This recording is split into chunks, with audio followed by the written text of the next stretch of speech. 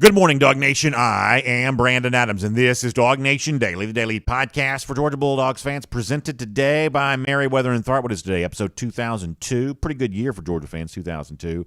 Obviously, one of the guys who was on that 2002 SEC championship team, Terrence Edwards, is going to be on our show today. We always love that. That's a good time. And we'll do two other things with you today there as well. A little bit more on KJ Bolden, both the latest information as it relates to KJ, also what some fans are saying was a little bit of a subliminal message in the direction of Kirby Smart towards Bolden based on some comments from Smart's kind of early kickoff to a fall camp yesterday. We'll give you that. Also, what's the latest on the quarterback competition ongoing at UGA? We'll cover that with you too. And as we kind of settle in here and get ready for a season, sort of business as usual for Georgia, there's like mass chaos. I mean, absolute, mass chaos happening all around us as it relates to college athletics. And I guess we'll take a couple of minutes today trying to figure out what all of that means. So glad to have you here with us for it. We were like an hour and 20 minutes yesterday. Our goal is to be a little shorter today, to be completely honest with you.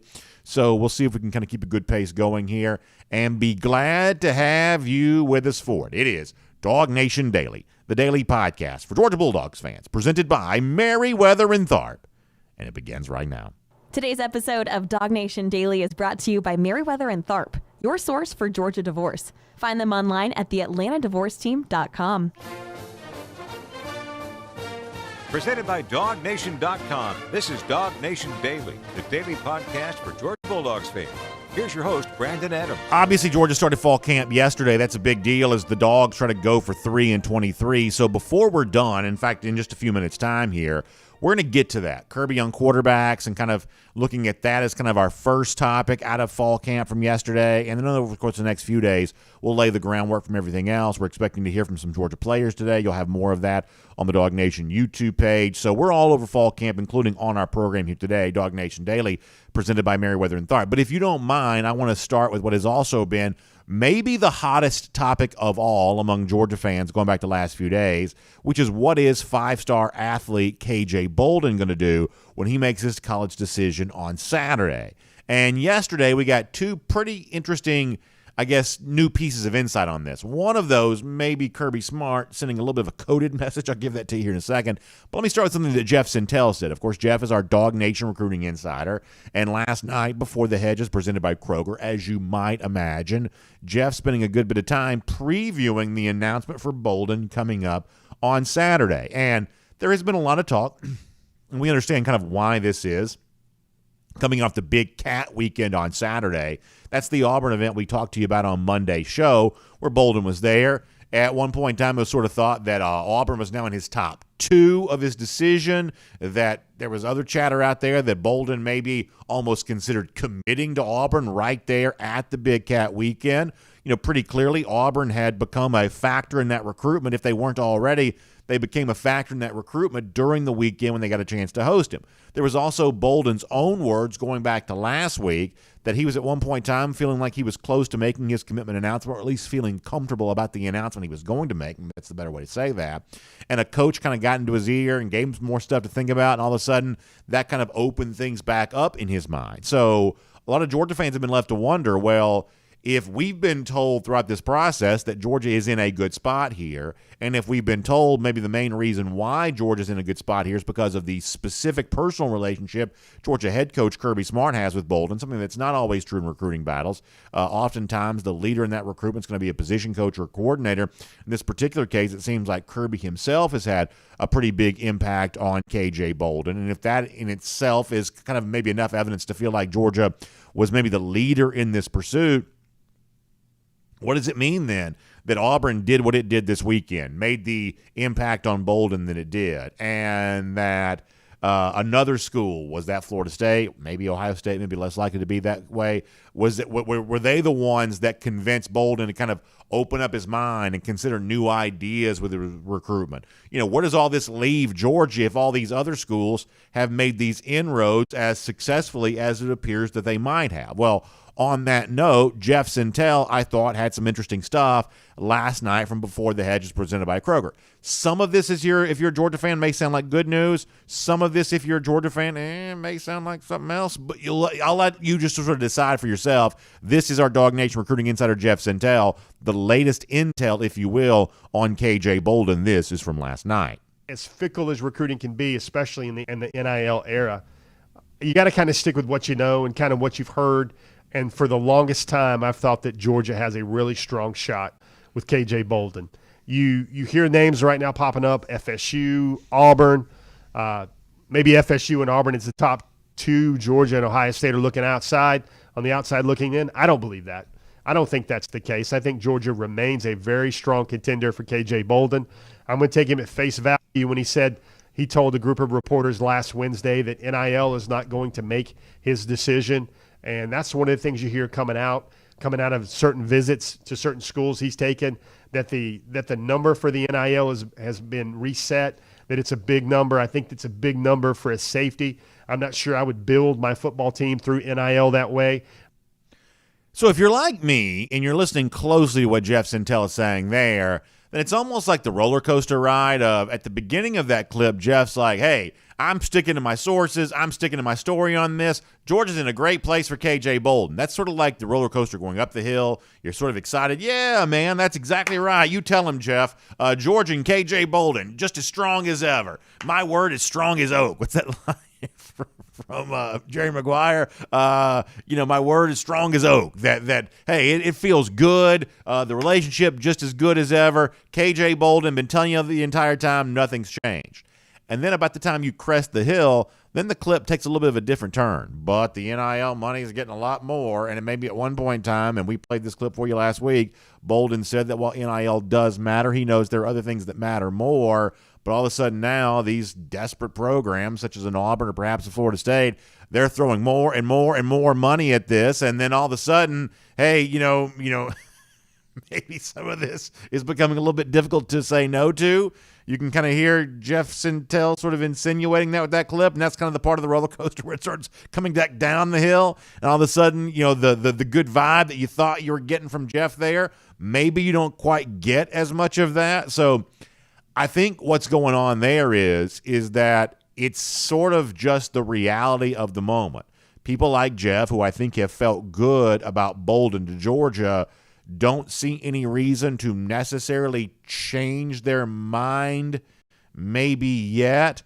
Ultimately, I believe this is a situation where probably nobody knows what Bolden's going to say on Saturday, and maybe everybody believes that whatever Bolden does say on Saturday is only the next phase of all of this, and there could be another twist and turn in this, prior to December when all of this becomes kind of over and done. But pretty clearly the aggressive tactics being employed, perhaps by an Auburn, perhaps by a Florida State, these are things to be taken seriously in the moment. And by the way, the sort of, and I'm obviously saying this from a pro-Georgia standpoint, the sort of desperate acts on the part of these teams that are coming after Bolden here, apparently that might not be limited to just throwing a bunch of money and trying to money whip the Dogs in this particular situation. Apparently, according to the kind of chatter among UGA fans, there's also a lot of bad stuff being said about Georgia. Listen, in any given moment, there's somebody somewhere saying something bad about Georgia and sort of hoping that sticks. You understand how that goes. When you're the top dog in college football, no pun intended, of course that's going to be the case. Of course people are going to be taking their shots at you at any given moment. That's why some Georgia fans had their antenna go up in a very big way when Kirby Smart, during his press conference to kick off Georgia fall camp yesterday, he was asked a question fairly innocuous about, cross-training defensive backs and maybe getting a guy to play a couple of different positions there. And in the midst of talking about that, used that question to pivot towards something that some Georgia fans are saying was a coded message in the direction of KJ Bolden. Now, listen, we've seen a lot of coaches do this before. We believe we've seen Kirby Smart do this before. Was Smart indeed doing this yesterday? Who really knows? Obviously, it's sort of fun to speculate about. We'll never know for sure. But in light of the fact that Bolden is making his decision on Saturday, and in light of the fact, as Jeff Sentell pointed out, there's some very real mystery and intrigue about what Bolden might do, what Kirby Smart said yesterday kind of adds to that not only is there a big NIL push in the direction of Bolden here to kind of wrestle him away from the state of Georgia, there may also be a bunch of ne'er-do-wells out there saying bad things about UGA, and that negative recruiting message might need to be countered, and some Georgia fans think that's exactly what Kirby Smart did yesterday. Let me let you hear Kirby in his own words, and I'll let you decide for yourself. We've proven that you can play as a true freshman and be successful. in our defense, so it's not too much to learn, like some people say, and try to use it against us in recruiting. We had a kid, Malachi Starks, that walked in and played every single game at safety from a true freshman perspective, but we're not going to ask that guy to cross-train. So did you hear that? Kirby Smart says, hey, there's a bunch of people out there that'll tell you that freshmen can't play in our system. It's too complicated to be able to do that. That's what they'll tell you. They're negative recruiting against us. But obviously Malachi Starks a year ago proves that's not true. Some Georgia fans are like, see, that's Kirby Smart telling, whoever it is that maybe he's trying to say bad stuff about Georgia and the chances of a 5-star coming in and playing right away. That's Kirby Smart saying, just look at Malachi Starks as an example of just how true this can be. And, of course, what Kirby Smart's saying is the absolute truth. Of course, that's the case, that if you're – Kirby Smart said it a million times, that if you're good enough, you're old enough. There's no such thing as, too young to play in this system as long as you're good enough. So if you feel like you are good enough, then you've got no problem playing at a place like Georgia, no matter what year you might be in the program, because Georgia's going to put the 11 best players on the field, be they seniors, freshmen, or whatever else. So you sort of add the possible subliminal message there from Kirby Smart into the old overall conversation, what's going on with Bolden. Now, let me give you one more thing on this. So last night, in the midst of talking about the Bolden kind of latest stuff leading into what's going to go down on Saturday, Jeff had a message for Georgia fans. Now, y'all know, in addition to being a cherished colleague of mine, Jeff Sentell is also a very good friend of mine there as well. But there is an element to which I actually disagree with Jeff Sentell with what he's about to say. And I may, when Jeff's on the show tomorrow, I'm sure we'll probably get into this a little bit. I'd have no problem telling him what I'm telling you right now, which is I don't completely agree with Jeff's overall analysis of the Bolden situation. So before we kind of wrap this up and move on and talk about something else, let me let you hear one more clip last night before the Hedges presented by Kroger from Jeff Sentell on KJ Bolden. Then after you hear it, I'll kind of explain why I don't quite think this properly gets to the heart of the matter. Here's Jeff Sentell. Some of you guys are going to be here for the drama and here for the roller coaster ride, which is it this school today? Is it this school tomorrow? I think, folks, the best advice I can give you as a guy that's been doing this for years and years and years, just sit back, just wait till Saturday. I think the Georgia Bulldogs are going to have a tremendous football team in 2024 if KJ Bolden decides to ride with the Dogs. And I think they're going to have a tremendous football team in 2024 and beyond if KJ Bolden decides to make another decision that is best for his family. So the actual words that Jeff uses there, I don't specifically disagree with, but the tone of that I think doesn't quite get right to the heart of the matter the way that I think that it should. What Jeff, I believe, is saying there is, hey, ultimately Georgia fans are making more of the Bolden announcement than that decision is actually worth. If that's kind of what he's insinuating there, I think that kind of misunderstands this a bit. I'm going to speak on behalf of Georgia fans because I are one. I think what you see from Georgia fans is, and yes, I was using bad grammar intentionally. I think what you are going to see from Georgia fans here is not a level of panic about, oh my gosh, is Bolden going to come here or not? It's not a level of panic about that. I think the Georgia fans expect to perhaps go for 4-24, whether KJ is on this team or not. That's not what this is. What this is from Georgia fans right now is an honest, genuine curiosity. Because the Bolden recruitment, I think, sort of stands as a little bit of a bellwether about where a couple of very crucial issues sort of stand. And I'm going to tell you, as a Georgia fan, I believe that Georgia fans have a right to ask this question, these two questions. First of all, and I'm not trying to be overly sarcastic, but is it just impossible to get a player from Gwinnett County? Like, literally, is it just impossible? Like, Mike Matthews didn't give Georgia the time of day, and I think that Matthews is sensational. A year ago, Justice Haynes, Caleb Downs, these big-time players, Buford in particular, obviously in the case of Haynes, Edric Houston this year, as quick as a whistle, was on his way to Ohio State. Like, is it just impossible to get a player from Gwinnett County to go to UGA? At some point in time, the answers we've been given on that start to feel insufficient. The notion of, well, some guys just want to leave the state and some guys want to chart their own path. And we're given all of the answers, and when it's a small handful, those answers feel sufficient. But when it's a continual trend over and over and over again, it starts to feel like there may be something else going on where you have a right to ask more about it. And by the way, that's not me saying that somehow Georgia's doing something wrong or even the people in Gwinnett County are doing something wrong. It's not an accusation against anybody, but when it continues to be a trend year after year after year, when Georgia can get any player it wants to from literally everywhere in the country except for the most populous county within a very short drive of where the campus is located, if you're a Georgia fan, you would have a right to kind of ask some questions about that, and more substantial answers than the ones we've been given would probably be, justifiable here. And then the other question is, and once again, this is one of those things that I think that Georgia fans are genuinely curious about. How much is NIL really changing the way in which these recruiting battles are kind of playing themselves out? And, and let's face it, there's also at least one program out there that spent a year whining about what they thought was Georgia money whipping them over a player a year ago. Let's not act like sometimes this accusation doesn't get made at Georgia of, well, if it was for NIL, they wouldn't have won this battle. There are certainly plenty of programs, at least one in particular I can think of, that spent an entire year whining about that, among a lot of other things that program seems to always kind of whine about here. So if a guy like Bolden, who's had this close relationship with Georgia, I believe Bolden in his own words said he's visited UGA 16 times, if after 16 visits to Georgia and a pretty close bond with Kirby Smart, the top coach in college football, if a program can slide into the last minute, put a stack of $100 bills on the table and say, here's this, if that's the nature of recruiting, then Georgia fans, I think, just sort of want to know that.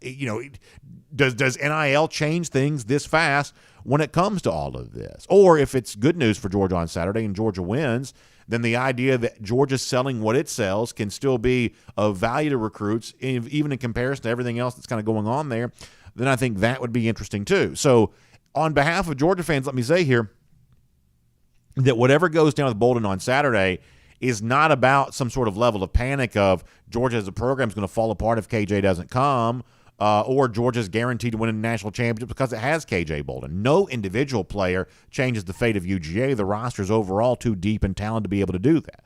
But Bolden does sort of stand as a pretty strong, I guess, representation of a couple of trends that have been out there.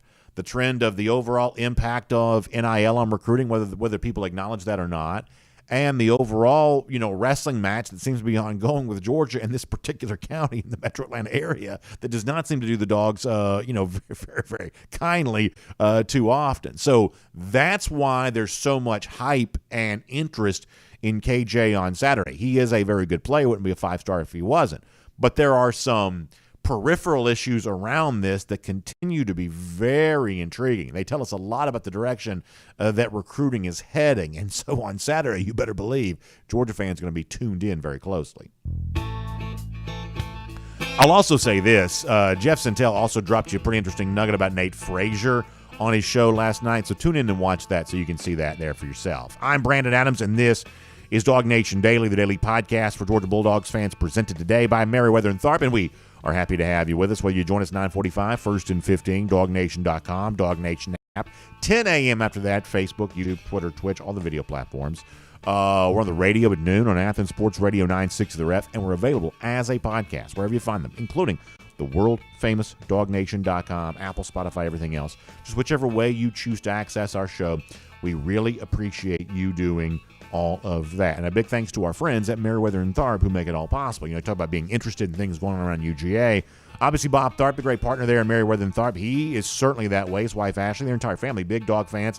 See him in Athens all the time. They love the dogs. They love supporting UGA. And no doubt they are as excited as anybody about the season that's on its way here for these dogs. But when it's time to get serious, when it's time to roll up your sleeves and get to work, that's exactly what Bob and his team there at Meriwether Tharp do for you there as well, because they are your source for Georgia divorce. And I know divorce is not fun, but if you've been through it, it's a reality. And for many of you, it will be a reality. Unfortunately, I hate that for you, but that's just kind of a fact of life. And sometimes there are facts, there are realities that just must be confronted. The only way around it is to go through it. And if that's you in that particular season of your life right now, then the best thing I can do for you is to say, hey, don't go it alone. Think about yourself as like the quarterback or the running back.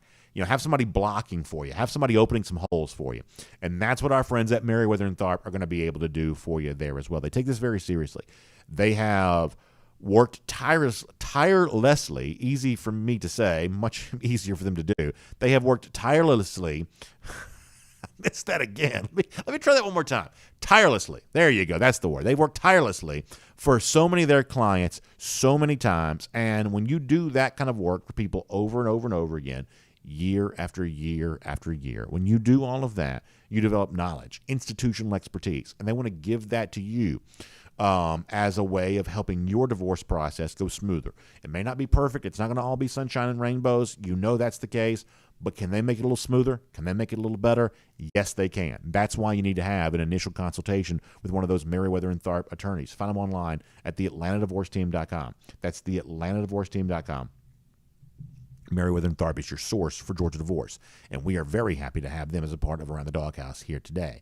We've got Terrence Edwards coming up in a moment. Update on the Georgia quarterback situation in a moment there as well. Let me take care of a piece of housekeeping before we get there. We've got just 2 more days, today and tomorrow, for you to be a part of our fantastic contest ongoing with our friends at Kroger. We're celebrating outstanding teachers. My kids started back to school today. I got a middle schooler now.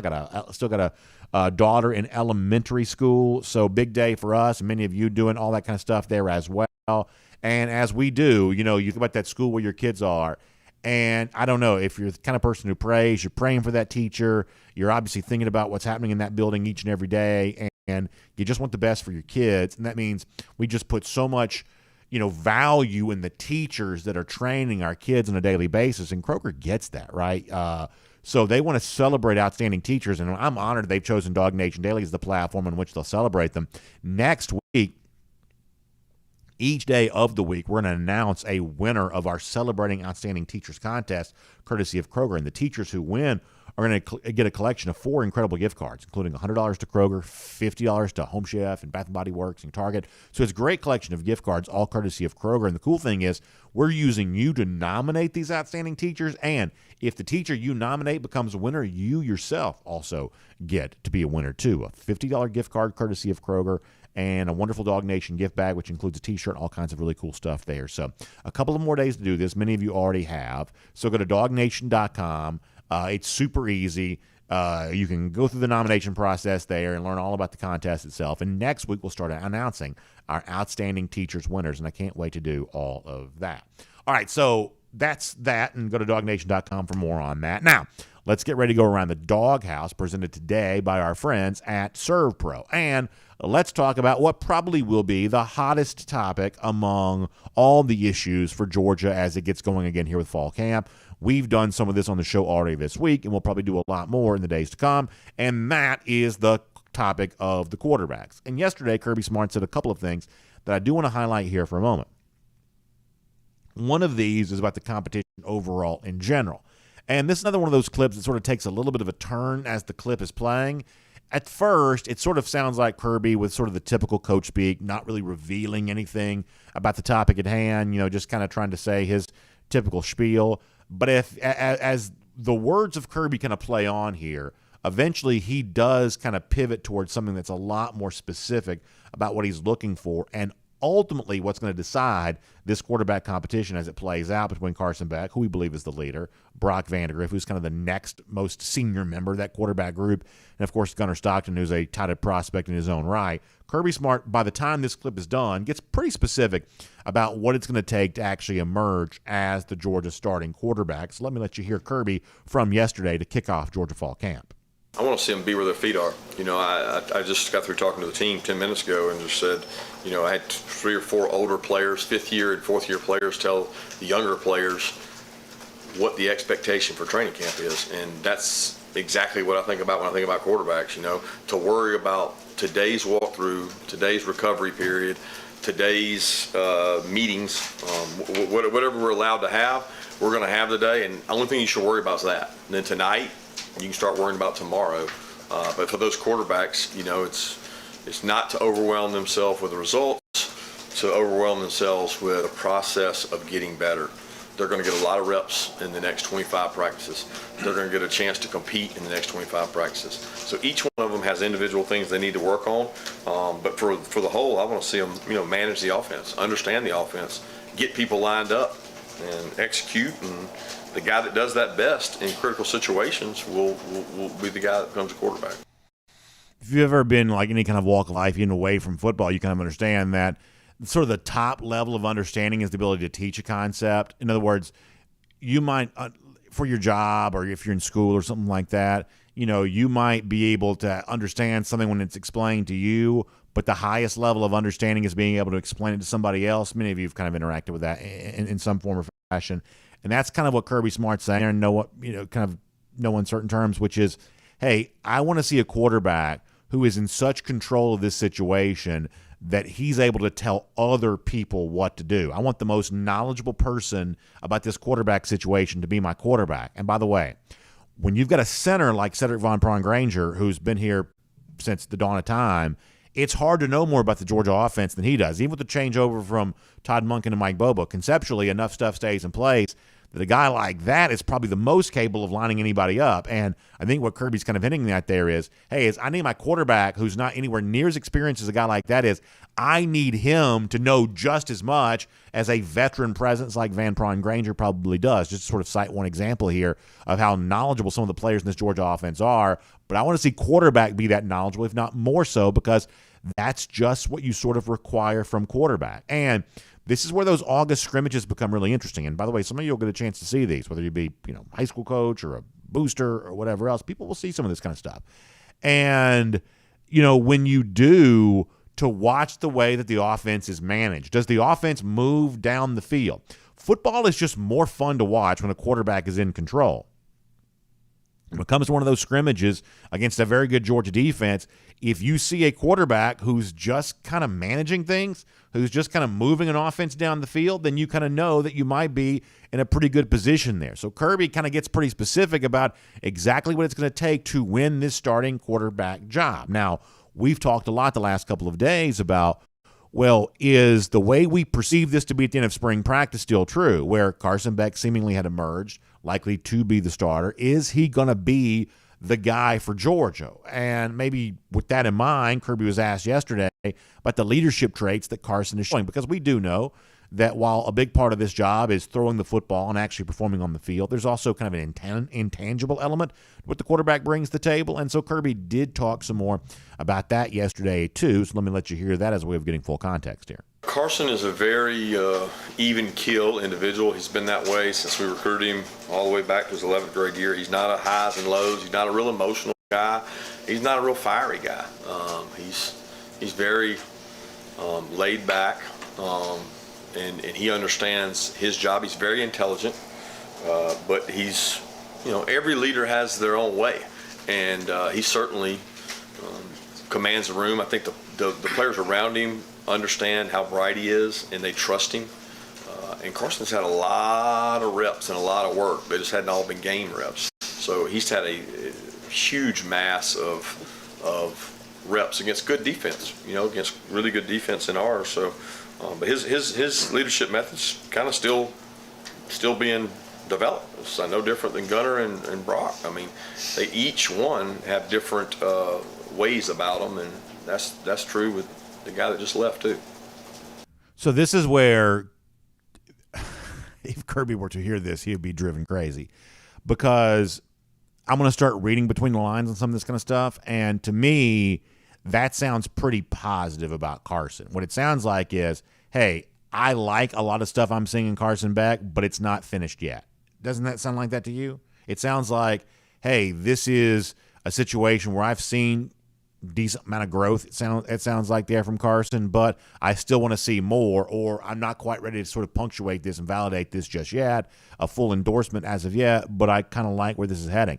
There are certainly moments in which Kirby's a lot less descriptive than that. We're actually going to play some of that for you later on this week, where Kirby does kind of withhold some praise a little bit. And boy, that dog, when it doesn't bark, is certainly very, very noticeable. But in that particular case, Kirby doesn't seem to be all that hesitant to kind of say some nice things about Carson, while also kind of keeping Brock Vandegrift and Gunnar Stockton in the discussion. The point is, if someone's doing well at the quarterback spot, history would suggest that Kirby won't keep that a secret, that if there's good news to be shared, they don't have a problem sharing that news. Oftentimes, no news is not good news, though, because bad news typically doesn't leak. And so that's what's to be kept in mind here, that if Carson's doing well, Kirby probably won't hesitate to say Carson is doing well.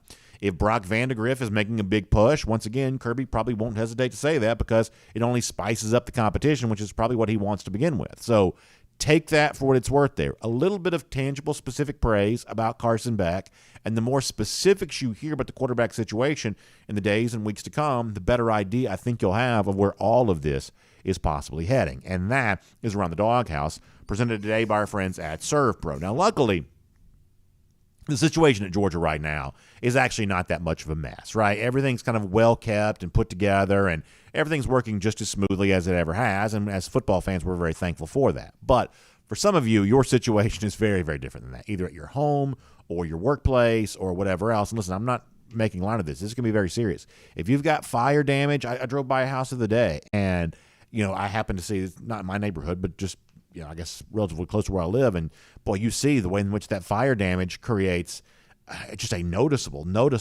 mess, and I'm sure that's harrowing for the people who live there, and you're kind of left to wonder, okay, well, what do you do about this? Or the water stuff, and maybe that's a little bit more common than the fire situation might be, where a pipe breaks, or sometimes, especially back in the winter, we had a ton of that kind of stuff going on. Water gets everywhere, and that kind of stuff can just wreak havoc in a home. It can leave just an unfathomable mess. And once again, you're left to wonder, okay, what do you do about this?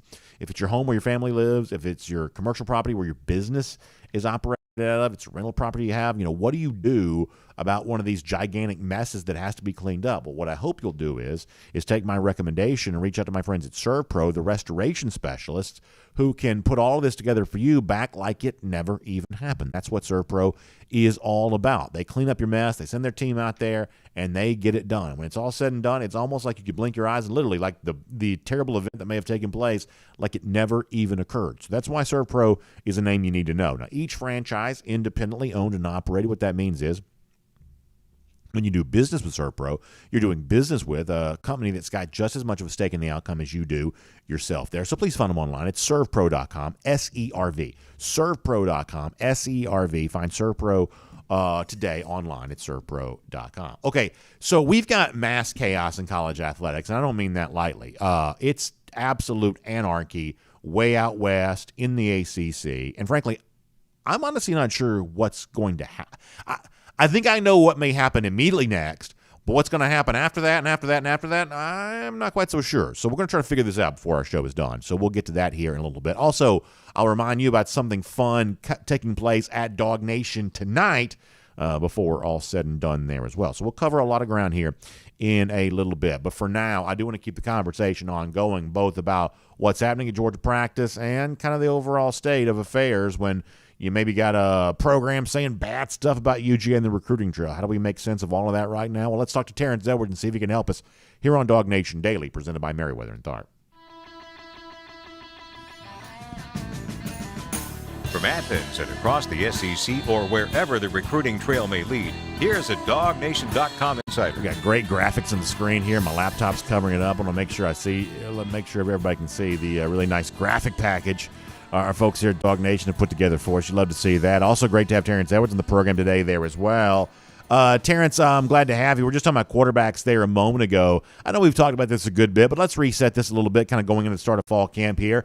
How do you see things kind of right now between Carson Beck and Brock Vandegrift and Gunnar Stockton? Like, where do you kind of see all of this here right now as they kind of get back officially to work during practice right now?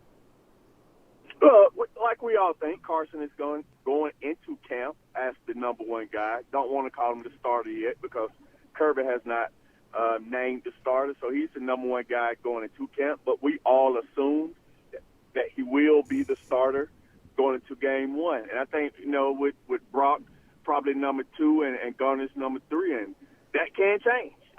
You never know. Not hoping this, but injuries can play a part of it. And then just overall skill set. Gunner has been in the program now for a few years. Brock has been in the program now for a few years. So I think Kirby and company is pretty comfortable with the 2 and 3. And I'm pretty comfortable with number one. I think the number one is Carson. Yeah, and I think that I'm probably right there with you on that. We have heard some people on the show the last, few days at least kind of open the door that a push could still be made by somebody else. Maybe Brock Vandagriff, the most prominent to do that, because it seems like he was the guy that was the number 2 quarterback during spring practice. I guess how serious do you take the idea that Vandagriff could kind of close that gap sometime over the next few weeks?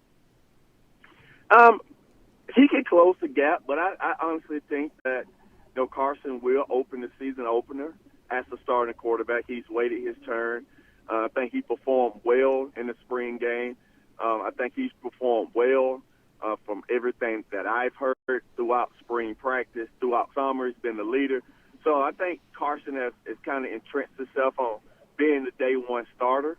But I also like the work that the other 2 quarterbacks has done as well. So God forbid anything happened to Carson, I think we're all kind of okay with the backups that we do have.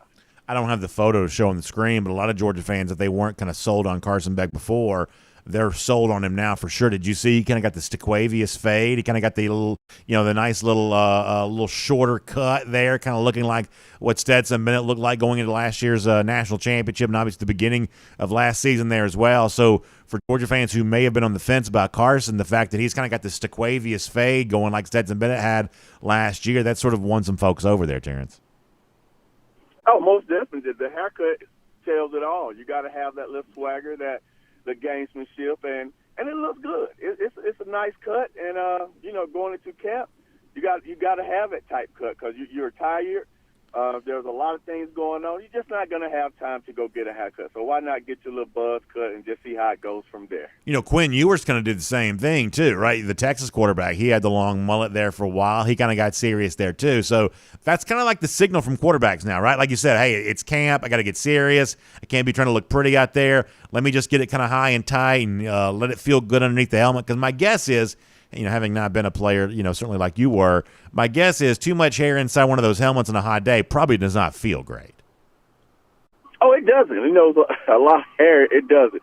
And the fit of a helmet changes as well. Yeah. Less hair that you have. So I'm sure that it's cooler than just having a lot of hair up there. And it looks nice. And I haven't seen the picture of Quinn Ewers. Last picture I saw him, he had the mullet. So I have to go Google him with the buzz cut. Yeah, it's one of those things where, like, fair or not, we sort of judge quarterbacks by how they look, right? It's like there's a lot of different ways to kind of look like a player, what other position, but there's a certain vibe you want a quarterback, to kind of, you want him to sort of stand tall and look good, whether you're tall or not. There's a certain vibe you want your quarterback to have, right? Oh, most definitely. The hair could tell you a lot about a person. So I really dig the buzz cut. I hope Carson keeps his because it looked good on stats. And so that's something that I would love my quarterbacks to have. If you could play with that type swagger with that haircut, then I know you're the quarterback for me. What else from fall camp are you kind of looking to see? Now, typically speaking, you get a chance to go to one of these practices, so I'm hoping that's going to be true for you again here upcoming pretty soon. But, I know you look at wide receiver because, of course, you would. But, in addition to that and everything else, what are you kind of looking to see, looking to hear from when it comes to Georgia getting ready for this upcoming season? Well, the running back position is another position that I'm going to kind of look at. I know Kendall Milton is the heir apparent, and I believe in Kendall. I just got to see him to stay healthy. Dejon Edwards is another kid that's been reliable, been studied, been a guy that I don't believe anyone thought would be this type of player coming out of Cochran. Even though his last name is Edwards, I knew that he would be the type player that he is. So the running back position, I'm ready to see Andrew Paul. His trainer out in Houston played with me in the CFL, so okay. I've kind of did my background check on him, and I've been told, Terrence, this guy's the real deal. He can catch the football. He's a load. So I'm anxious to see what he brings to the table. And then you have Kirby yesterday saying some very nice things about Cash Jones, the walk-on running back, how strong he is, ability to kind of – we've certainly heard plenty about him, his athleticism, catching the ball out of the backfield maybe. That's another interesting, I guess, sort of statement about this that, here's Georgia with a lot of major recruits at every position, running back included, and yet there's still room for a guy like Jones to get a little love there and perhaps lighting a fire underneath some of the other running backs too of, hey, don't assume that your spot is solidified because you got guys like this off the radar who are kind of making their own push too. Oh, most definitely. As we saw a few years ago, BA, that you can never have enough running backs, because a few years ago where every running back got hurt and we had to go with some walk-on guys. So, that's what makes a team. When you can get guys that probably could be scholarship elsewhere, but they continue to stay at our university, I let you know what type of culture that we have. And if Kirby gave you a shout-out, we know Kirby don't do that very often, That's calling right. guys out positively. So, Cash Jones is a guy that probably would push for playing time or a role on a team, is a special teamer or a situational type running back. No, I think that's exactly right. I want to shift gears to something else here for a moment. We talked a little bit about KJ Bolden, who makes his announcement on Saturday. He'll make his commitment decision on Saturday. A lot of Georgia fans leaned in on this, and there's been some thought here, and some people kind of thought that maybe Kirby Smart had a little bit of a coded message yesterday when he talked about freshmen being able to play early, and the fact that Georgia gets negative recruited about that from time to time. And I guess from your perspective, like, how much do you think Georgia kind of battles negative recruiting, whether it be around the Bolden situation, around really any situation where Georgia's the top dog in college football, and if you're a program like an Auburn or somebody like that trying to get to that level, of course it just stands to reason you're going to do what you can do to kind of take Georgia down a peg if you've got the chance to do that. How big of a role do you think negative recruiting plays in the ways in which these programs try to convince players to come their direction and not go to a place like UGA? Well, it plays in it. I think of a lot of times from my own experience and from guys that I've trained or guys that I just know. When you have to talk about someone else's program, normally that's not the program for you. There's a lot of ways that you can convey the reasons a recruit should come to your university, and depth chart is one. So if there's other schools talking about, Georgia has all these talented players, you just look at the last few years. I think statistically, Georgia has played more freshmen than anybody. Defensively, we rotate from the front seven more than anybody. So look at, even though he's not here anymore, Bear Alexander. Look at Mikael Starks. Look at all those guys who's major, Michael Williams, who was major contributors as true freshmen. So as Kirby said yesterday, if you can play, he's going to find a spot for you to play, and being a freshman don't matter. So, yes, other teams can go out and negative recruit, and when you're the top dog, that's what happens. So that's what comes with the territory. But most recruits look at it, if why you got to talk bad about another program. Just highlight your program and how your program can make me a better man and a better player. Do you have any thoughts on Bolden in particular? I mean, I don't know how closely you've followed his story and kind of what he might do. What's your overall opinion on KJ? I've known KJ for a long time. When he thought he was a receiver, he did some work with me back in his younger days. Okay. And he could play receiver if a team needed to. That's the type athlete he is. So I will. I've known his mom, Keisha, for a long time, and I did get the invite to go to his commitment, so I probably will go on Saturday if my schedule allows me to be able to go. So I've known Coach KJ for a long time, and KJ is a player that every program will love. He's that type of player. He's that type of impact. And I'll tell you who his impact is going to remind you of, just his personality, is Richard LeCount. Okay. That's what type personality and type infection that he's going to have on other guys. He's that type of guy. His play, because we know what type of play that Richard brought to the table, but his personality and thing is kind of very similar to Richard LeCount. Very interesting to consider that. And I mentioned this before you joined us. If this goes the wrong direction, Georgia fans will be asking once again, like, what's up with Georgia and Gwinnett County? Now, Terrence, you're in North Fulton now, and you obviously grew up Middle Georgia, so Gwinnett County is not exactly your stomping grounds. But when you look at Mike Matthews, when you look at Edric Houston, when you look at Caleb Downs and Justice Haynes the year before, and every player seemingly ever in the 1,000 years prior to that, like, what do you think is maybe going on? And maybe KJ Bolden changes this on Saturday, but what do you think the story is between Georgia and this very populous, very talent-rich county that's not that far down the road, just a couple of miles up 316, or across 316, I guess you'd say? Why do you think there's such a barrier between this particular county and UGA throughout the years? I don't don't buy into it. I buy into that these players just want to do their own thing. I mean, just look at the Justin from Mountain View. He's in the 25 class. He's committed to us. He's from Gwinnett. So I just think it's not a Gwinnett thing. It's an individual person thing. And I hear the Buford connection all the time. And we want to put Justice Hayes in that Buford. Like, he went to Buford for 6 months. You know, he's a BT kid. His father, Veron, just happened to live across the street from Buford, but he lived with his mom. So I don't buy into it. I just buy into that most of these kids just want to do what they want to do. And most of the time, other schools is just a better fit for them. So we can complain about how Gwinnett County is not sending these kids to Georgia, but we are in the top 2 or 3 in recruiting class. So we may not be getting the kids out of Gwinnett, but Georgia is a national brand. We are raiding Florida right now every year. We're raiding now Texas. We're getting kids out of California. So, yes, we may not get the guys that are here locally, but we're also getting guys that just as talented. So I don't buy into the Gwinnett thing. I buy into individuals who decide to go do something else, and they just happen to live in Gwinnett County.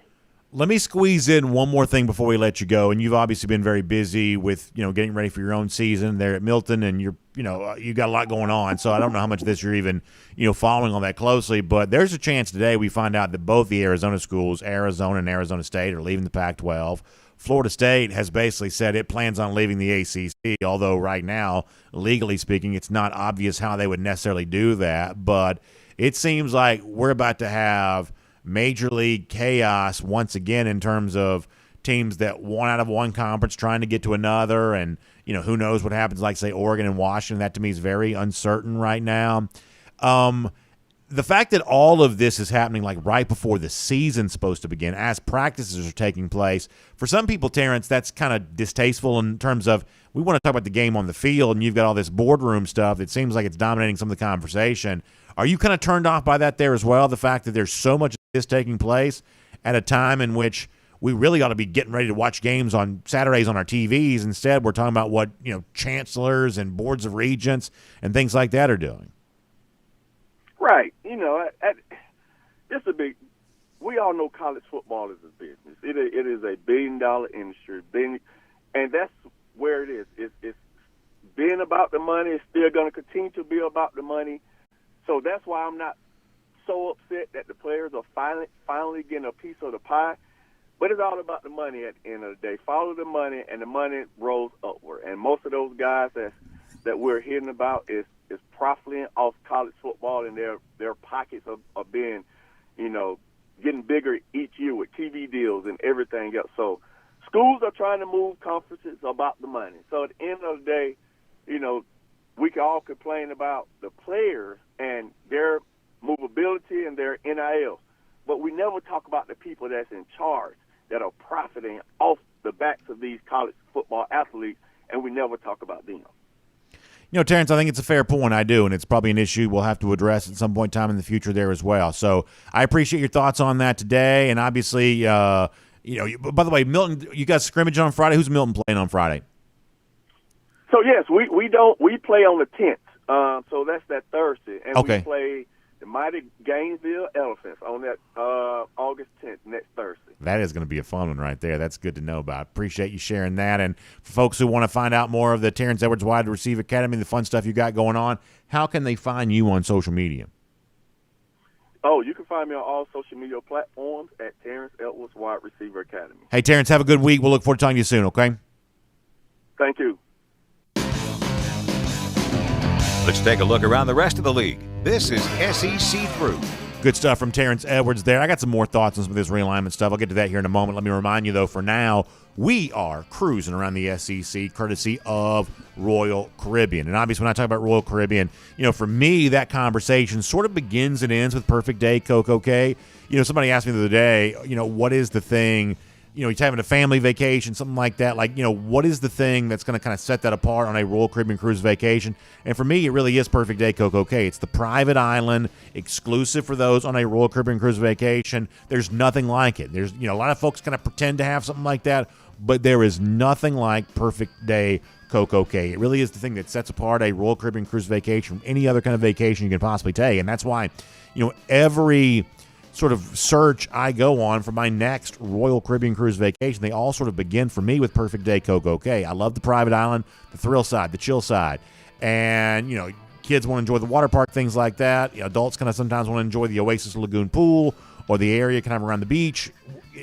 Whatever the choice is. They also have a special, beach club, which is kind of an exclusive thing, which you have a chance to be a part of if you want to do that there too.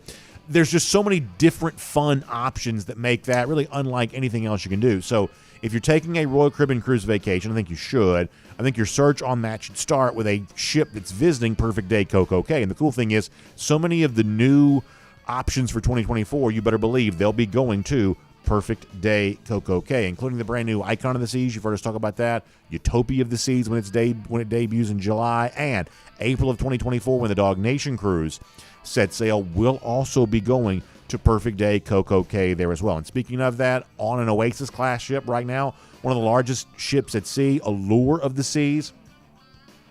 Jessica Slater's worked really hard to put a great itinerary together for us. We've got specially themed DawgNation events around all this there as well. So I want you to find out more details about this. It's April 22nd through the 26th. Leaving out of Port Canaveral, going to Perfect Day CocoCay, also going to Nassau and the Bahamas there as well. And this thing is filling up fast. So go to royaldogs.com. That's the website that Jessica Slater's put together for us. royaldogs.com. And you can be a part of the next DawgNation cruise in April of 2024. Bigger and better than it's ever been before. Can't wait to see you there for that.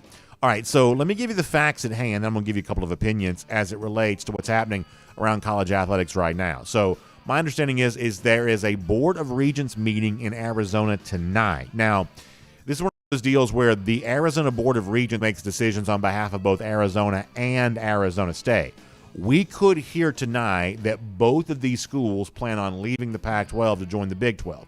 I guess there's also a chance that neither of them do for now. There's also at least some chance that they make different decisions. It's kind of thought out west that Arizona State is a little bit more tied to the Pac-12 than Arizona might be. The Arizona State is thought to have a very pro-Pac-12 president, whereas maybe at the University of Arizona in Tucson, the situation is a little bit different. Conventional wisdom may also be that both these schools end up making the same decision, because oftentimes partner schools within a state, they will behave that way. But it is somewhat also kind of thought that Arizona State may be slightly more Pac-12 than perhaps Arizona might be. So there's a wide variety of options that could occur here.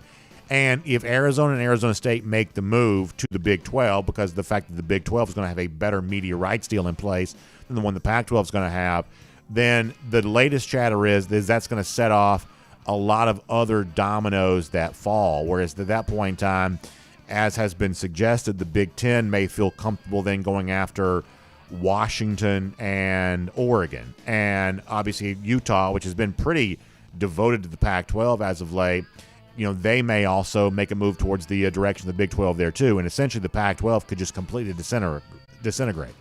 Now, there's also the issue of Florida State, which I'll get to in a moment. But I don't mind telling you when I have a strong opinion about something when I don't. And I don't mind telling you when I do believe things are moving in a certain direction and when I'm not quite so sure.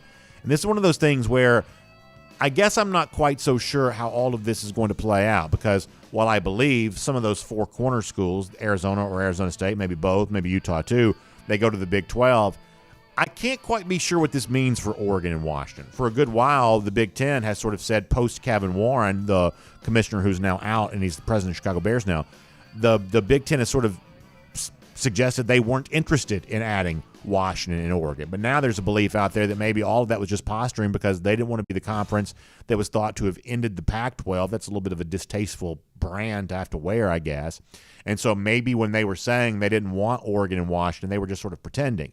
And deep down, they wouldn't mind adding two more West Coast schools to kind of go along with USC and UCLA, perhaps for no other reason than to kind of diminish the amount of travel that USC and UCLA is going to have, having more West coast presence makes the travel maybe a little easier for the 2 LA schools that have joined the Big Ten. Perhaps that's the case, but my understanding is, there is no extra money to be had here. That Washington and Oregon, while they do have value, they don't have so much value that, the TV partners, the CBSs and certainly the Foxes and the NBCs are going to pony up significant more money to the Big Ten because they added Oregon and Washington. We just saw a situation where the SEC couldn't get the extra money added for adding, Texas and Oklahoma to go to that 9th conference game. So, there may not be a whole lot of motivation on the part of the TV networks to renegotiate with the Big Ten just because they add Oregon and Washington. So if you do add Oregon and Washington, you're now, theoretically anyway, reducing the amount of money each year you pay to each of the Big Ten teams. That doesn't seem to be a very lucrative decision to make. So, perhaps they do want Oregon and Washington. Perhaps they do want them at a reduced annual revenue rate compared to what the other teams are getting. I can't be quite so sure about that. Maybe some of you feel like you understand that better than I do, but to me, it's a little bit mysterious about how all this shakes out for Oregon and Washington if the Pac-12 does seem to be dissolving around them. Then you've also got the situation at Florida State, where once again, I have to plead a certain degree of ignorance to this, and we've been telling you about this now for a couple of days. So key leadership from Florida State standing up, speaking boldly and loudly that they plan on leaving the ACC.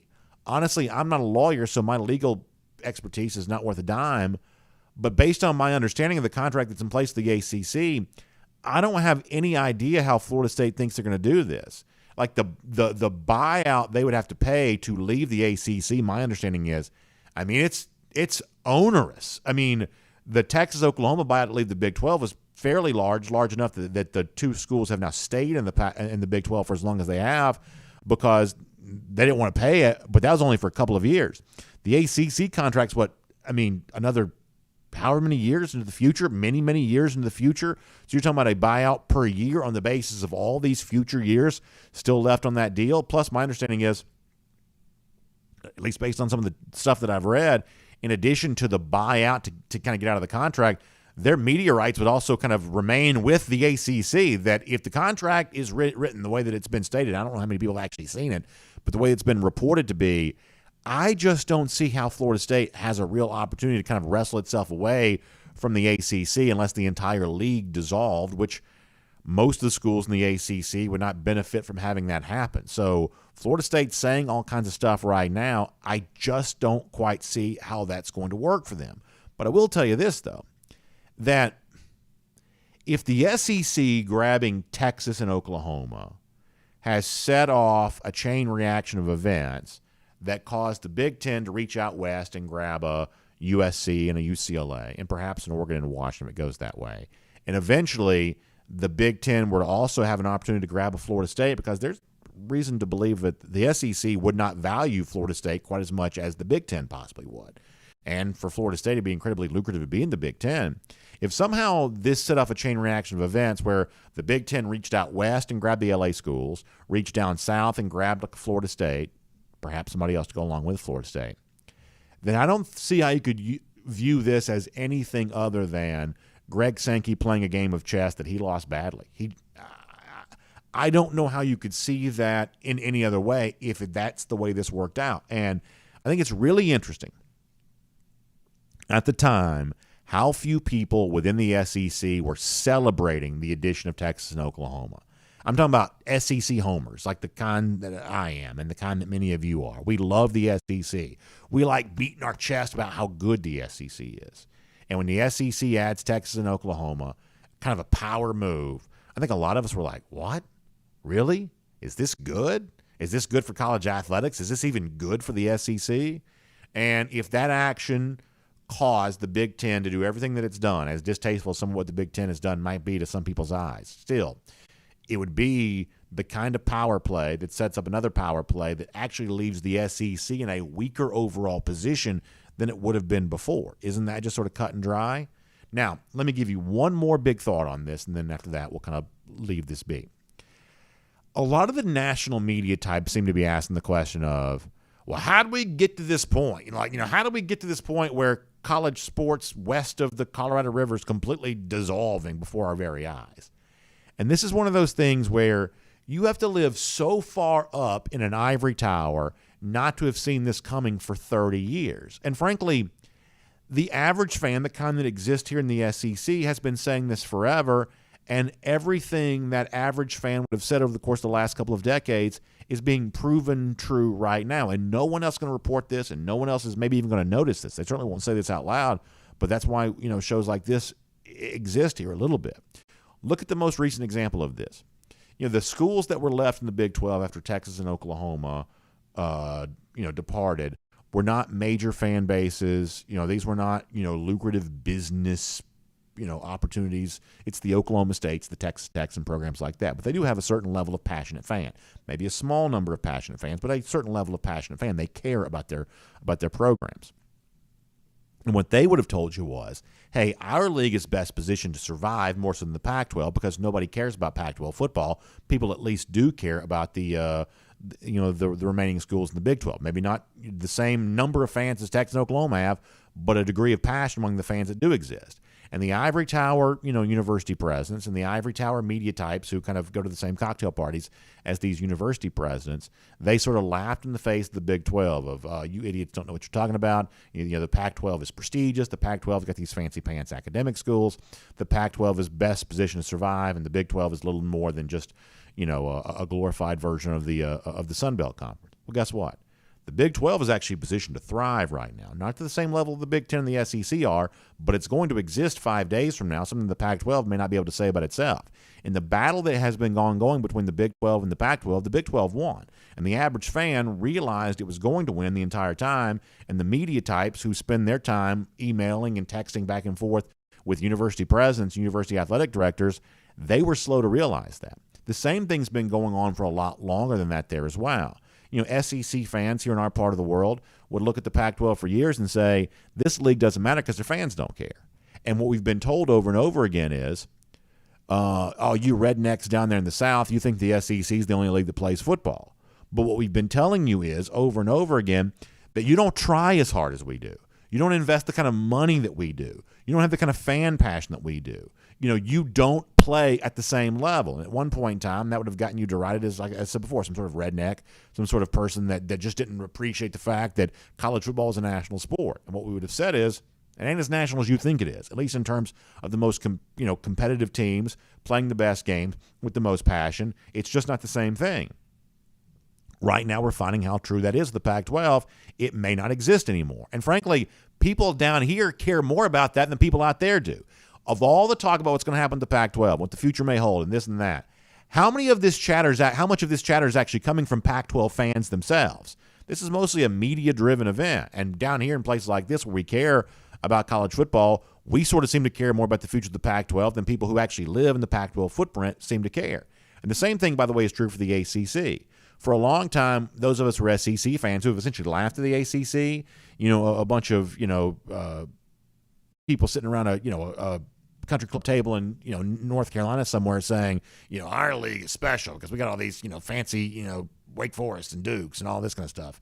UNC, which has always had an excessively high opinion of itself. That somehow the ACC mattered because it had all these fancy schools. And rednecks in the SEC thought the ACC wasn't a real league, but the ACC was always sort of one step away from showing you how real it was. SEC fans have never believed that.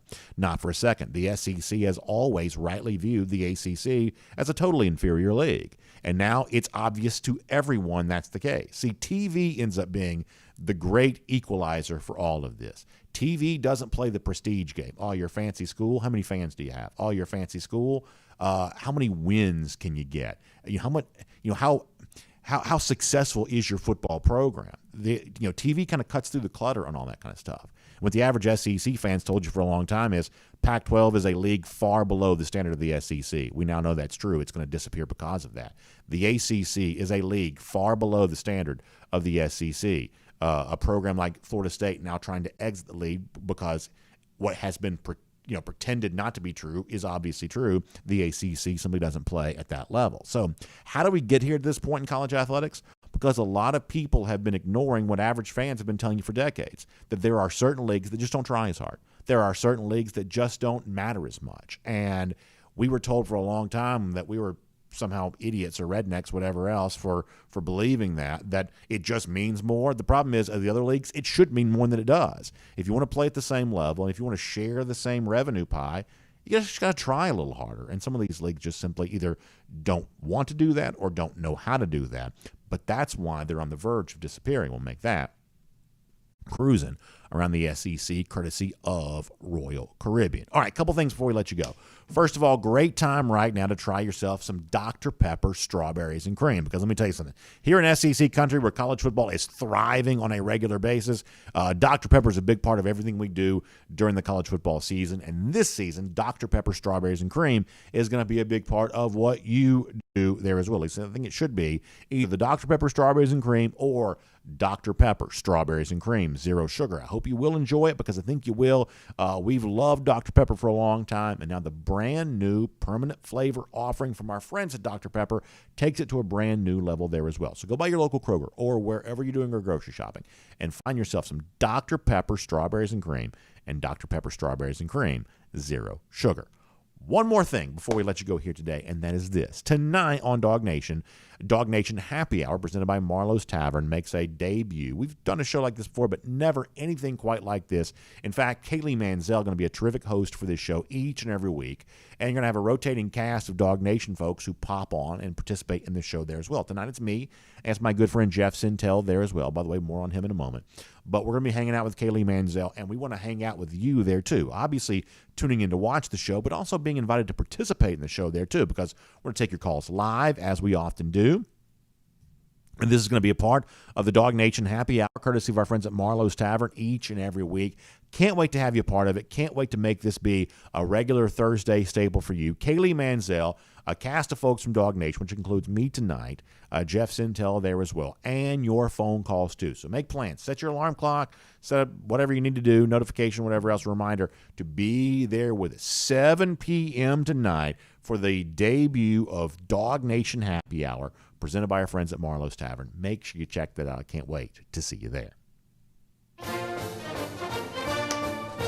All right, as we wrap up today with our golden shoe, speaking of Jeff Sintel, I played a couple of clips from Jeff a little earlier in the show. Jeff also did really something nice yesterday that I wanted to say thank you for in the version of a golden shoe here right now.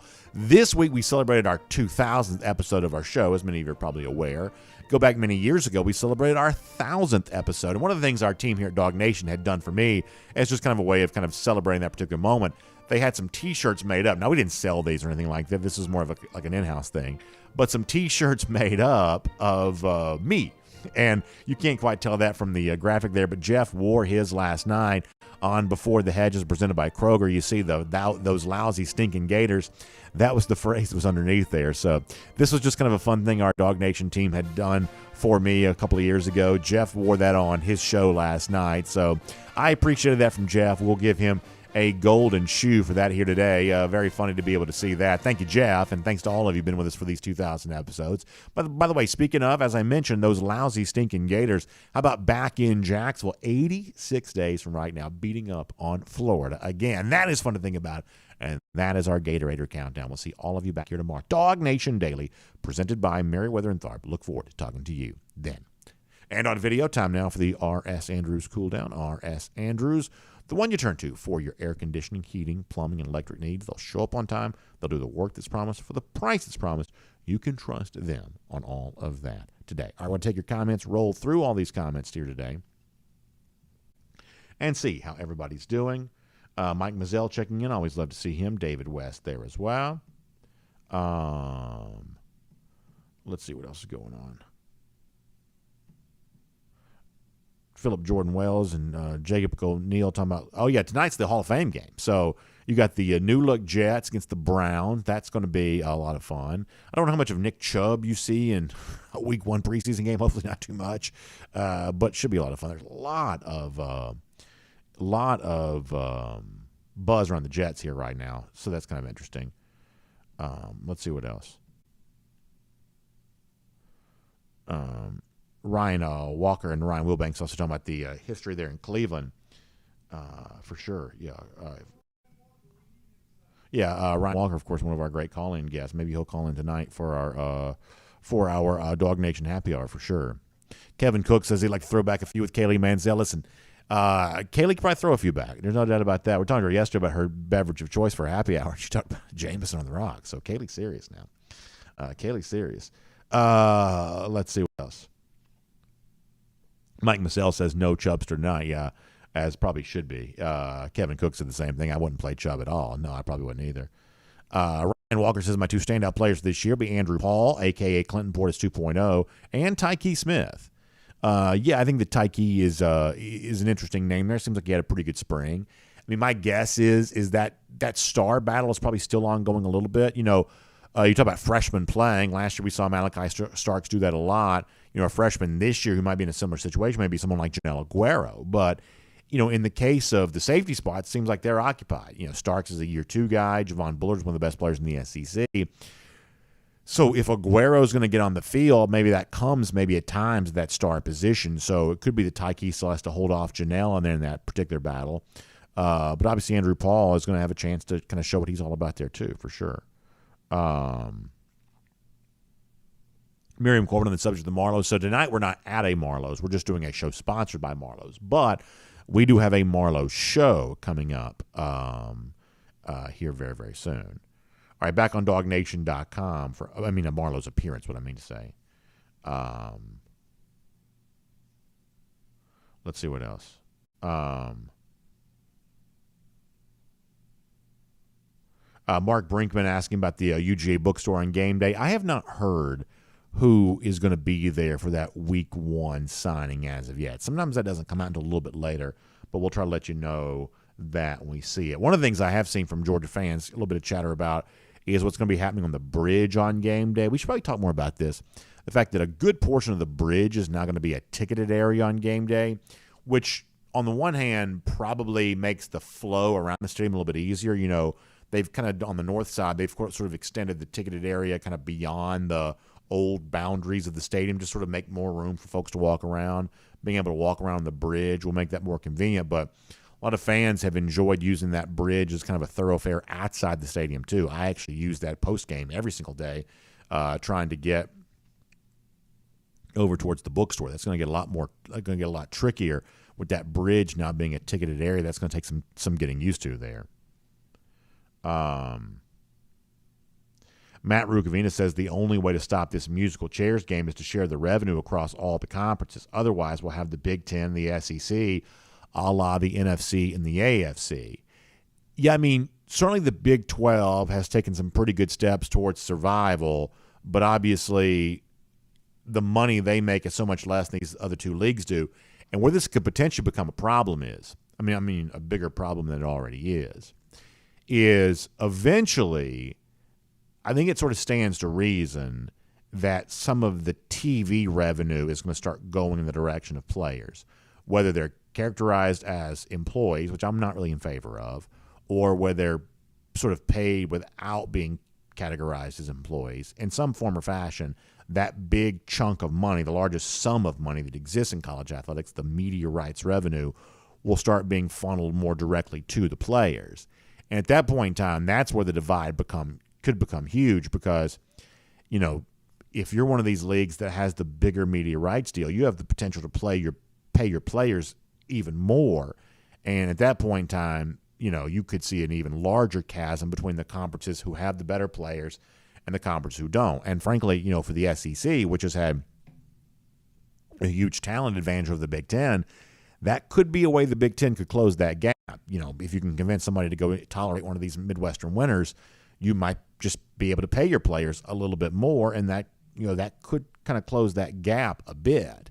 So eventually that's where the revenue disparity could really hurt you. But this is why I think the conversation overall drives some people crazy, is because if Georgia doubled its revenue next year, I think the fair question to ask would be, well, how does that benefit me? I'm a Georgia fan.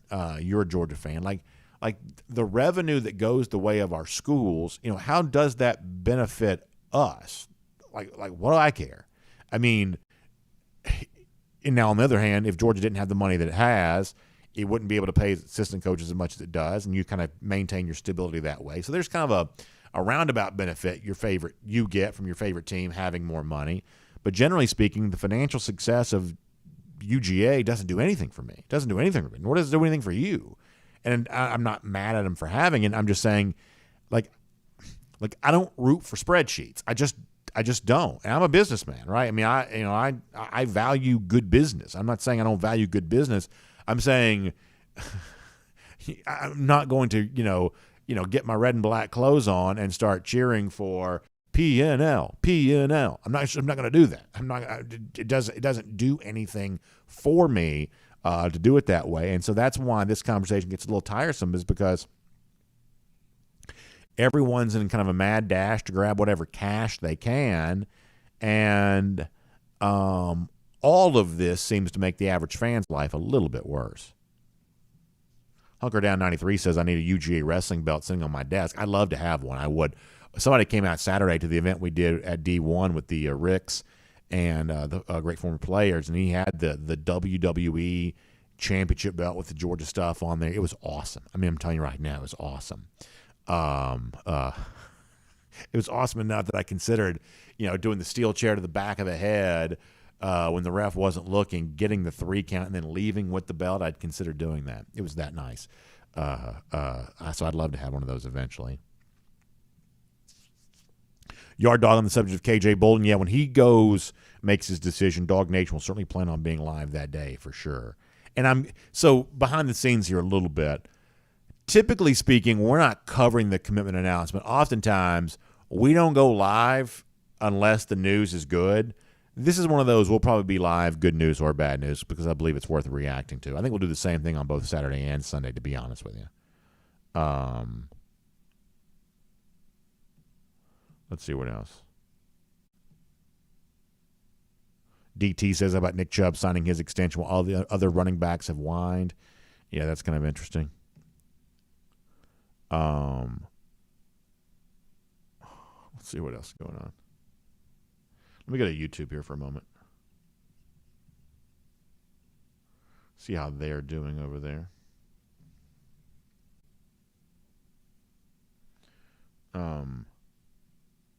Kirby's Belt says, why do people even bring up UNC in these type of discussions? Because it is the state university in, a fairly populous state, right? I mean, the ACC has bent over backwards to cater to UNC for as long as any of us have been alive. So it could be that UNC is kind of a bitter ender with the ACC because of that. They have been absolutely catered to in every way since the league began. So maybe UNC would be the last one to turn the lights off in that particular league. But if the SEC, I personally believe, if the SEC had its choice of any ACC team to add in kind of an open market situation, UNC would be its first draft choice. And you're right. Competitively, football-wise, it doesn't bring a ton to the table, but it gets the SEC into a state that's not currently in. It's a gigantic – like UNC actually probably has a bigger fan base than you realize because they have been good at basketball so long, a recognizable brand. They always do really well, and like when you list the schools that have the most apparel sales, things like that, UNC always does pretty well with that kind of stuff. So it's probably a little bit bigger brand than you think, despite the fact they're not very good at football, typically speaking. At least not, certainly, not even always in the top 25, right? I mean, this is a team sort of below that standard even. But they do probably have more value. I mean, the honest truth is, if Florida State and Clemson were up for SEC consideration, I think there'd be a lot of SEC schools that vote against them. I don't think Florida wants Florida State in the SEC. I don't think South Carolina wants Clemson in the SEC. I don't know that Georgia cares about Georgia Tech, but there's a chance that Kentucky, Georgia, South Carolina, and Florida are all a voting block together against their ACC in-state rival joining the SEC. There's a chance that might be true. And at one point in time, they may have had some support from Texas A&M on that, but Texas A&M's like, hey, we had to add our in-state rivals. Now you guys got to add yours too. So the point is that I don't know that it makes business sense necessarily for the SEC to add Florida State or Clemson. And from a voting standpoint, I think it stands to reason that a handful of SEC teams would vote against their inclusion, I think. I'm also just sort of speaking off the cuff here. Let's see what else. Taylor Russell says no more admitteds, please. So Taylor doesn't want to see any more SEC teams. And I think right now that's kind of where it is. 478 Dog says on a scale of likeliness, Beck throws for 4,400 yards, 38 touchdowns, 6 interceptions. That seems fairly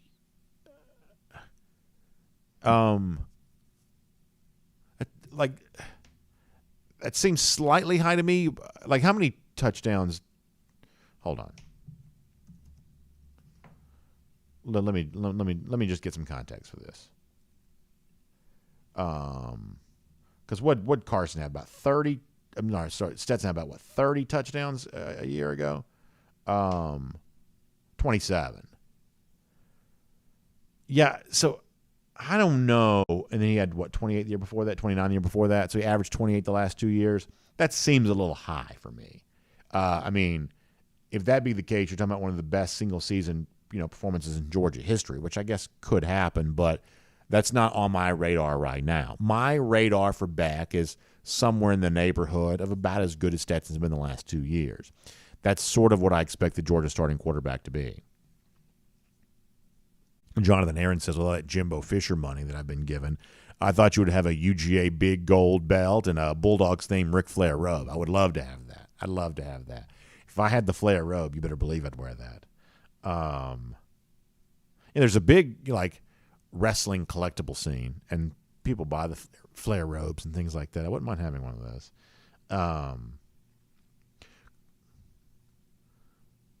Kirby's Belt asking about how long the current Buford coach has been there. Appling's been there, what? This will be his 4th year, is that right? No, his 5th year.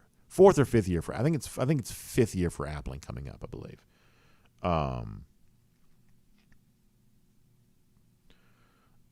Let's see what else. Shane Wilkerson says college football is a regional sport like NASCAR. Some areas of the country could care less. I think there are some parallels here. I really do. And this is one of the things that concerns me.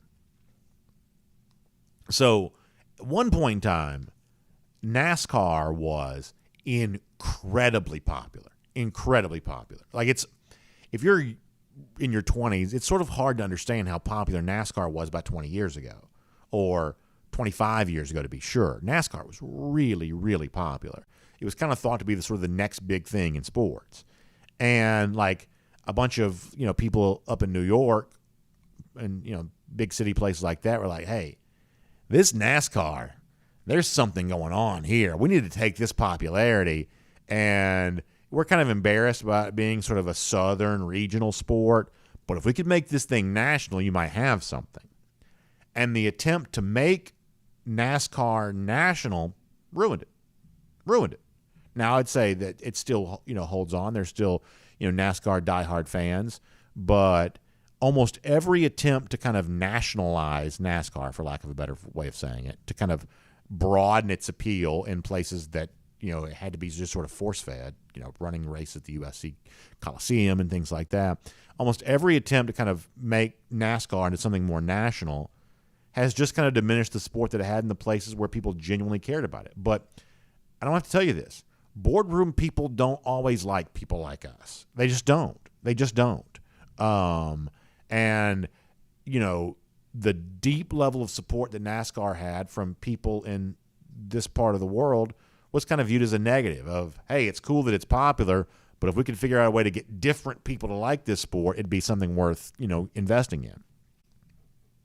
And that's going to ruin the popularity. There's also a parallel to this with professional wrestling, which I know you don't like talking about, but like back in the 80s, the wrestling that you would watch on WTBS, Channel 17, 605 on Saturday night, very popular here in the South. It was the second most popular wrestling organization compared to what was then called the WWF, but it was kind of only popular in the South. And so the thought was, well, if we can make this thing national, then we got something real, we got something worth celebrating. Right now, a bunch of rednecks down south like it, but we could figure out a way to get people in big cities to like it. This would be awesome. Well, guess what? Now it no longer exists. The attempt to kind of nationalize it ruined it. And I do worry about that for college football because it is obvious. This has kind of always been true, but now it's obviously true. There are two kinds of people who like college football. people who live down south and people who live in what you sort of think of as America's heartland, right? You can draw a line from the south up through the middle of the country. That's who likes college football. And that's the type of people that, typically speaking, big city folks usually try to find a way to not love. I'm talking about boardroom TV execs and things like that. So will college football be able to continue to thrive as a sport that's obviously mostly for people who live down south and people who kind of live in the heartland? Like, that's who just likes college football. And it always has been true. It always will be true. That's just who likes this sport. And I guess the question I sometimes find myself asking is, will they let us have this? Will they let us have our thing, or will they keep tinkering with it until it's NASCAR? I just think it's worth wondering about sometimes.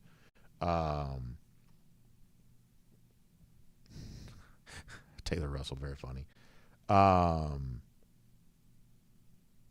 Kirby's Belt says, I used to own a licensed sport company. The Big Ten football popularity and is Ohio State and Michigan. Yeah, I mean, obviously this is your business, so you would know better than me. But I mean, I can tell you from an online standpoint, Iowa, Nebraska, those schools have pretty big followings. I mean, they do. Like, the one thing that is interesting is, so let's say that you lined up 1 through 14, 16, however many teams these leagues have now, 1 through 16, SEC, Big Ten. So up near the top, it all kind of looks the same, right? By the time you get to kind of the middle, Big Ten versus the SEC, what you kind of get to is a Big Ten state that's probably somewhere near the national median in terms of overall population, and an alumni base that's far larger. Like, what's the middle of the SEC? You start talking about, a South Carolina. Well, South Carolina is a small state, period, and it's one of 2 major universities in the state. Like, Alabama and Auburn are not a good comparison because they have excess popularity, but, like, you get to, like, Ole Miss. Like, Mississippi is one of the smallest states in America, and it's one of 2 major state universities in the state. So the challenge the SEC is always going to have in doing battle with the Big Ten from a business standpoint, this is not about who wins and loses games, but from a business standpoint, is the fact that you're talking about much smaller states and, generally speaking, much smaller alumni bases than the sort of median Big Ten school. Yes, Ohio State and Michigan are gigantic, but the sort of average Big Ten school is still pretty big in comparison to the average SEC school. Let's see what else. Memphis Dog says Ohio State fans are crazy for their team, and they are. And like, Ohio State's kind of always been the one Big Ten team that sort of felt like it had a little bit of an SEC vibe to it. Now, the whining, I would say, is below the standard of the SEC that we've seen over the course of last year, but still, it's always sort of felt like that there was a certain kinship between Ohio State and the SEC in a way that did not exist with the SEC and other Big Ten schools. There used to be, before Urban Meyer became Ohio State coach, sort of a gentleman's agreement in the Big Ten. They didn't go after each other's committed recruits, that once a guy was committed, we're hands off. There's a little bit of that in basketball that kind of goes on too. But in the Big Ten and football, it's like, oh, this guy's committed. We're going to respect his decision. Like, that's the one time where respect my decision really actually did carry some weight. If you're committed, that's where you say you want to go, then we're going to let you be. In the SEC, they don't quite play that way.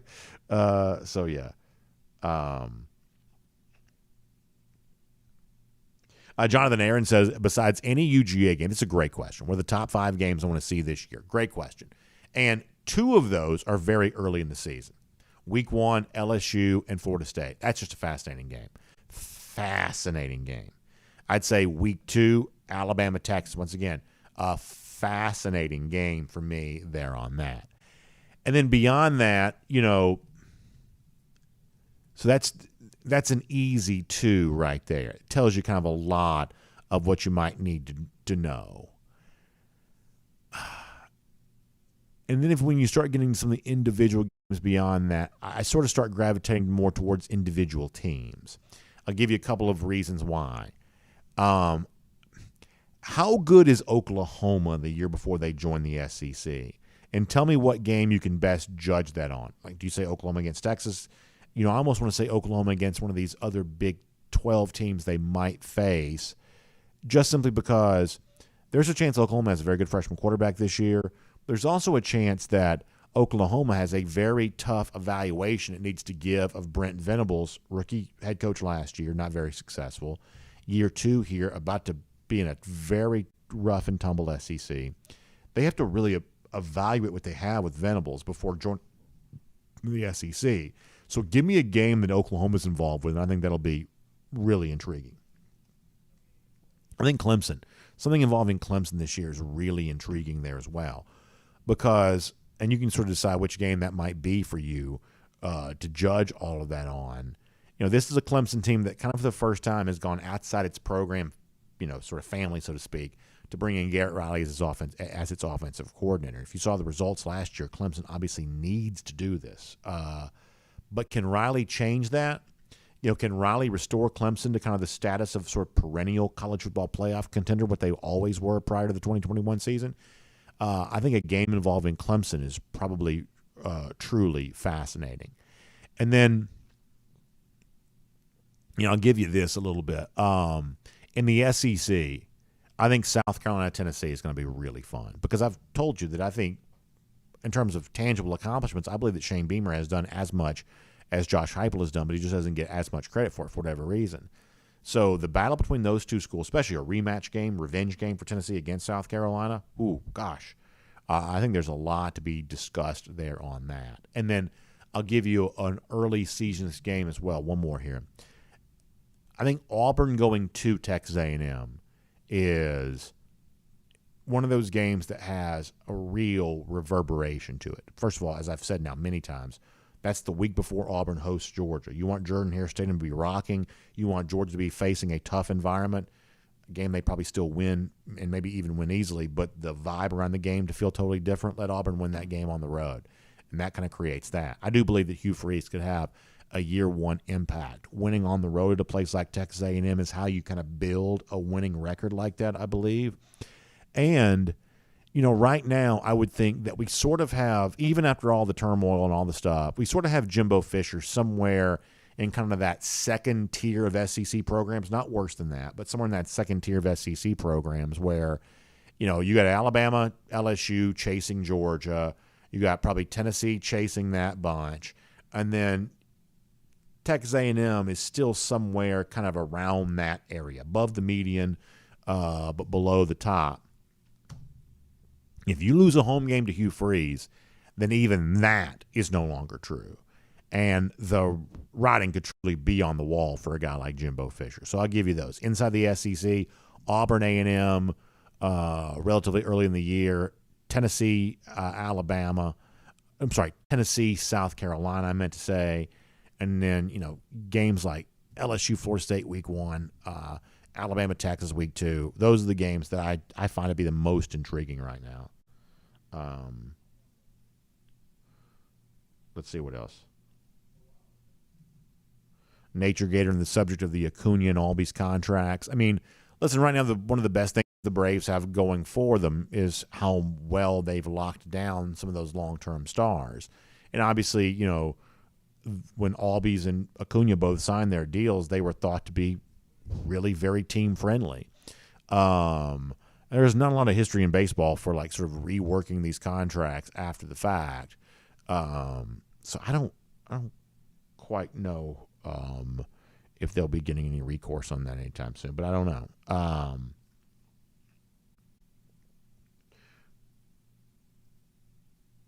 Let's see what else.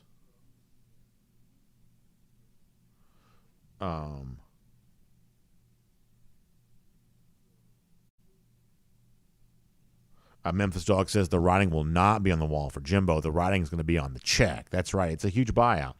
If you want to get rid of him, you got to pay him. And, you know, like it seems like it lines up perfectly, right? If it's a huge disappointment in A&M, you know, even with the huge money, it's almost like they would have to do something different. Like they can't get overtaken by Texas, not as the league's about to change over. And it sort of seems like, you know, the coach in America probably on the hottest seat of all, maybe Neil Brown at West Virginia. That's Jimbo's home. You know, Jimbo trying to rebuild his reputation, coaching, you know, his beloved. in-state university. I think there could be something there.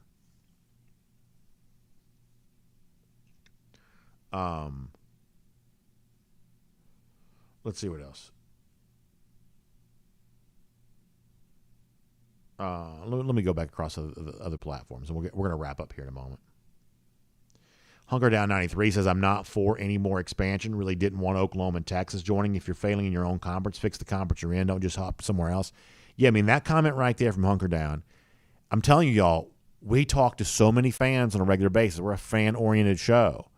And we're also, for the most part, happy to wear the label of kind of SEC homers. Like, we're very, very proud of the college football that's played in our part of the country. We're very, very proud of that. When the SEC flexed and brought in Texas and Oklahoma, the total silence on the part of average fans in terms of celebrating that maybe should have told you something. That the SEC started something that continues today. And it's like the old line from Jurassic Park. You were so, obsessed about whether you could, you didn't stop to think about whether you should. I'm telling you, there's a Greg Sankey evaluation to be had there. It's like in Major League Baseball, you don't see this a ton anymore, but it used to be in Major League Baseball. If I got my guy coming up, my batter, and you want a more favorable pitching matchup, then you go to the bullpen, you bring your guy in, lefty to go, lefty on lefty, right? But you need to also probably know that, and this is like old school, like 80s type baseball. We don't burn players like this like we used to. But it's like, I got my big left-handed slugger coming up. Okay, you bring in your left-handed reliever. But you also need to know there's a chance that if you make that relief pitcher change, I may then make a pinch hitter to kind of get back to a more favorable matchup again. So if you're the manager, you're going to be thinking truly 2 moves ahead of, well, if I bring my relief pitcher in, what might the other guy do to respond to that? You got to be thinking about that, and you got to be comfortable with the scenario after a couple of moves have played out. And I hope in the case of Greg Sankey that he did think at least 2 moves ahead here of Texas and Oklahoma are out there, we can go grab them. But if you do, what does that then basically incentivize the Big Ten to want to go do? Because if the Big Ten reaches west and south, they've trumped you. They just have. They have, they flanked you on both sides in some respects. And, being better in the boardroom doesn't make them any better on the football field, at least for now. But you've got to be aware of that. You do. And as I said before, I don't know how Florida State could get out of their ACC contract, but if they could, to me, it's a lot more likely to see them in the Big Ten than it is the SEC, I guess. I don't know. I think a lot of this is to be determined, and I haven't had anybody explain to me yet how any of this is better. Any of this is better for those of us who kind of consider ourselves to be the average fan. That is true. Richard D. says, do you believe a team has the status to become a hybrid independent team like Notre Dame? I think we may be seeing that. I do. I think there's a very good chance a couple of Pac-12 teams may have to consider that. Maybe the easiest being like Stanford and Cal.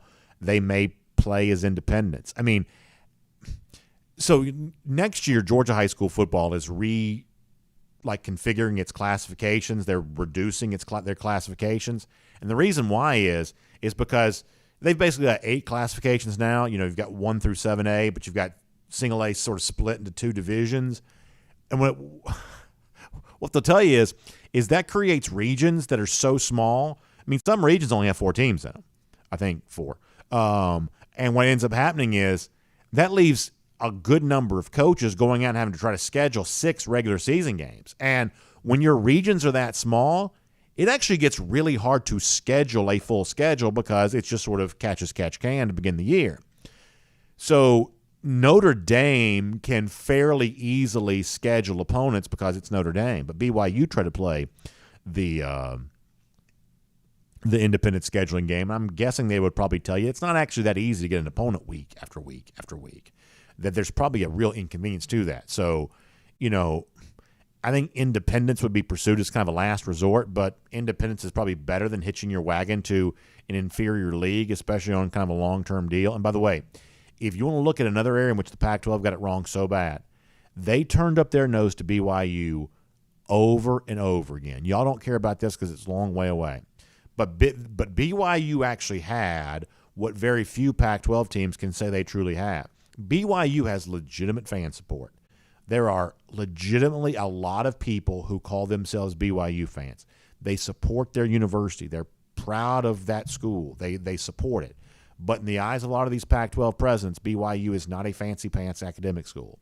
And Pac-12 has turned their nose up at BYU over and over and over again. Well, guess what? BYU gets the last laugh, as they probably were always destined to, because now they get to be in the Big 12, a real league that has a chance of surviving.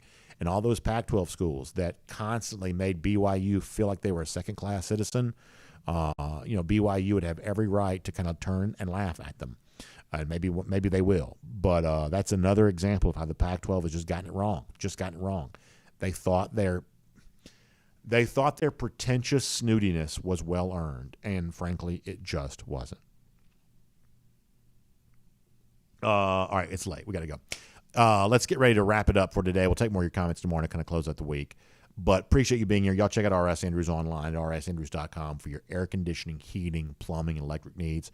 Go ahead and get that AC unit tuned up to factory fresh specs. You can find them online at rsandrews.com to take care of all of that. The great friends of ours, Go With the Flow, presented by RS Andrews, returns very soon there as well. I'll see you tonight. Kaylee Manziel's got you for Dog Nation Happy Hour with Marlowe's Tavern. I'll be on board for the first episode of that this evening there as well. We're looking forward to that, and hope you all have a great day, everybody.